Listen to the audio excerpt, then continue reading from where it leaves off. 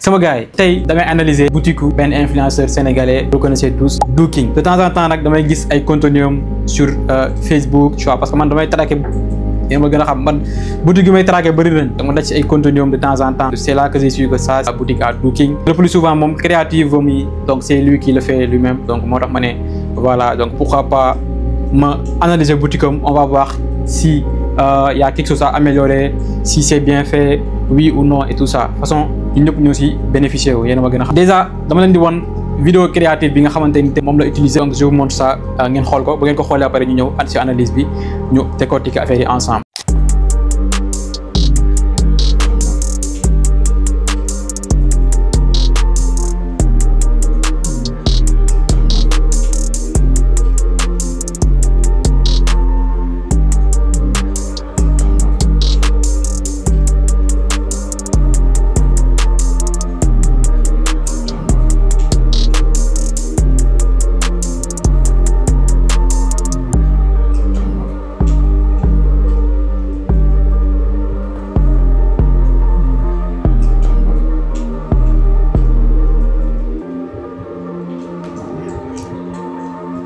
Alors, c'est simple avis, c'est humble avis, madame créative c'est bien fait.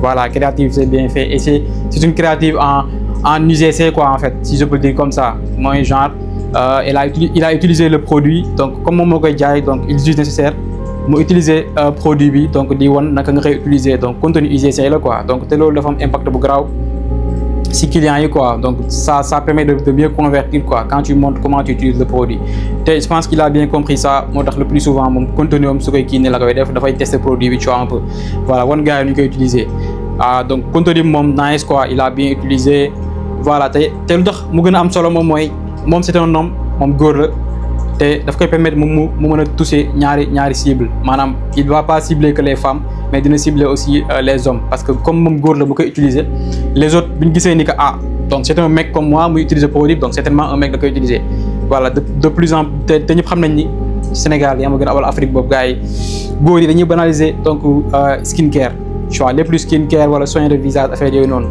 alors que loolu dara nekk aussi ni da ngay toppal sa bopp yaa ngi comprendre man mii di wax ak yéen j'utilise la skincare damay utiliser gamme yu bëri comme CeraVe damay utiliser Nila Bleu savon Nila Bleu pour ceux qui connaissent damay utiliser lu bëri quoi déjà côté contenu publicitaire yi man je valide à 100%. alors ñu ñëw si boutique bi déjà de manière objective donc déjà boutique bi mu ngi tudd le coin à tout la boutique bi tudd coin à tout donc déjà quand on vient on a une petite bande en haut bienvenue dans la boutique à Dooking voilà il utilise son influence on l'a utilisé c'est déjà bien ok commandez et recevez votre produit le même jour bien le logo bon c'est pas un logo c'est sous format de texte et tout ça mais voilà quoi c'est bon après on a une image ici on a ok donc là on a une seule image benn image que lañ am quoi c'est déjà faut que nous attirer cette attention ce qui est recommandé en général moi minimum 3 images et là je vois que mon benn image rek la def et client bu daj ci boutique bi nii par exemple lu muy njëkk a def ginnaaw bu mu gisee image bi mooy dafay défiler jéem a xool s'il y a d'autres images bien sûr mais là on voit que une seule image et su ma doon conseillé mooy da ngay yokkaat yeneen image donc minimum 3 images j'ai vu si sa yeneen page produit tu l'as fait tu as ajouté minimum 3-4 images et c'est bien mais je sais pas pourquoi si bii di nga def ci benn image kese et loolu mën nga ko gën a améliorer nga yokk si ñaar ba ñetti image mais franchement première image bi nga utiliser moom c'est bon quoi ok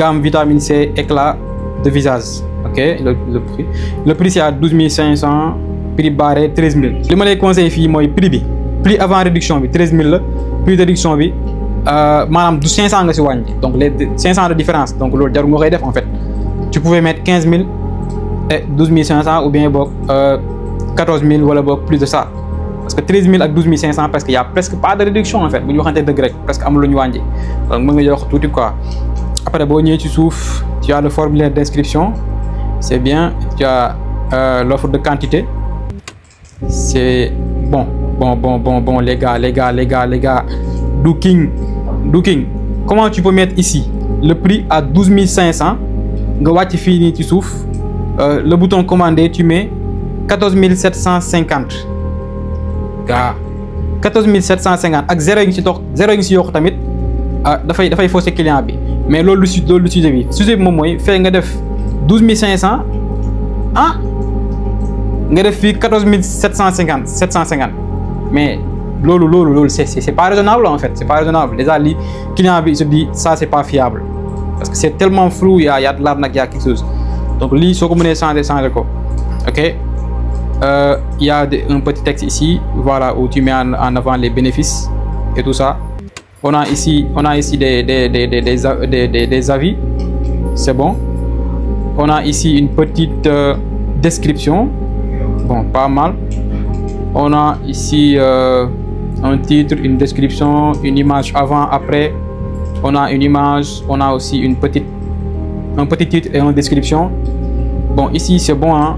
Juste, il fallait mieux organiser ici côté description. Tu pouvais mettre titre, description, image, titre, description, gift. Tu vois, organiser comme nous quoi. OK, après nous fait avant, après. C'est bon. Donc l'autre, si tu le faisais de cette manière-là, donc on pourrait dire que c'est simple et c'est intuitif. Et comprendre. Sinon, nous organiser description ici, ça reste à revoir quoi. OK.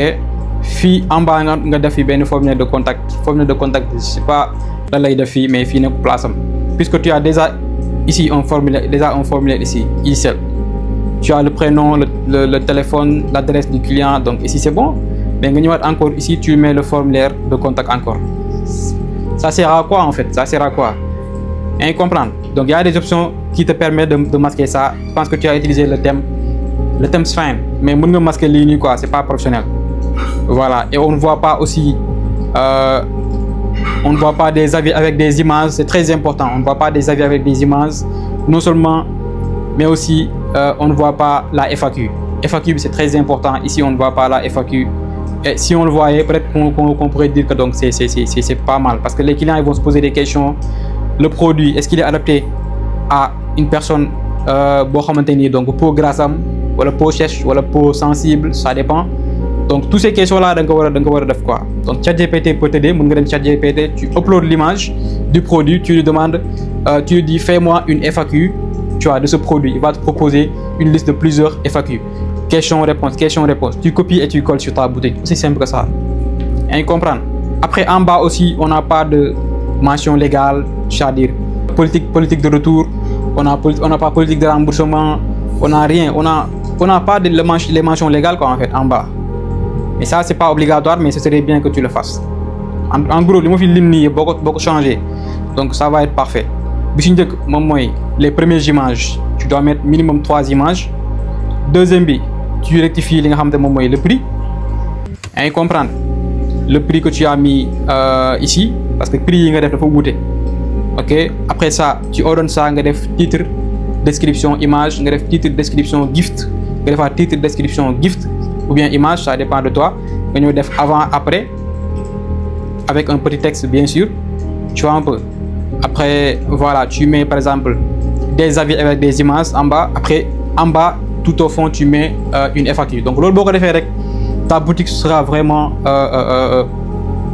parfait quoi. Donc, je peux t'assurer que ce taux de conversion est meilleur. OK, donc analyse bi la def si boutique bi nga xamantene mom moy boutique Dooking bi. Donc l'idée c'est pas de critiquer en fait pour critiquer, mais l'idée c'est d'analyser sa boutique pour véritablement ñu gën sé mëna tirer profit, mu gëna améliorer bien sûr parce que milieu e-commerce lañ nek.